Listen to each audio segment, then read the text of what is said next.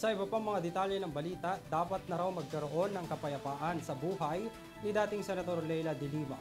Ito ang hiling ni dating Pangulong Rodrigo Duterte kasunod ng tila masalimuot na nakaraan ng dalawa sa politika noong nakaraang administrasyon. Si Floz Perez para sa detalye ng balita.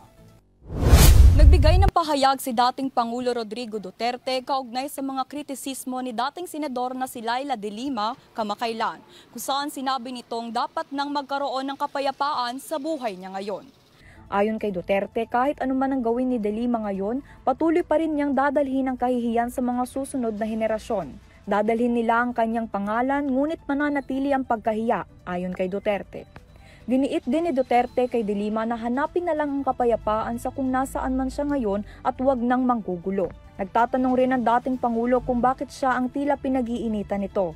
Nagpahayag din si Duterte ng pagbabala sa International Criminal Court sa posibleng paglabas ng warrant of arrest laban sa kanya. Sa kanyang pahayag, hindi niya iniinda kung pumasok ang ICC at wala itong kakayahan laban sa kanya. Binanggit rin nito na wala ang jurisdiksyon ang ICC sa Pilipinas. Kung sakaling may kaso na magreresulta sa kanyang pag-aresto doon, sinabi niyang maghihintay na lamang siya sa mga susunod na mangyayari. Samantala, ipinaabot ni Pangulong Duterte ang kanyang intensyon na personal umano niyang tatanggapin mula sa kinatawan ng korte ang anumang warrant. Binigyan diin pa niya na kapag ibinigay sa kanya ang nasabing warrant, hindi niya ito babaliwalain at sasabihin niya sa mga ito na ipapakain umano niya ang mga dokumento o dadalhin niya ito sa impyerno.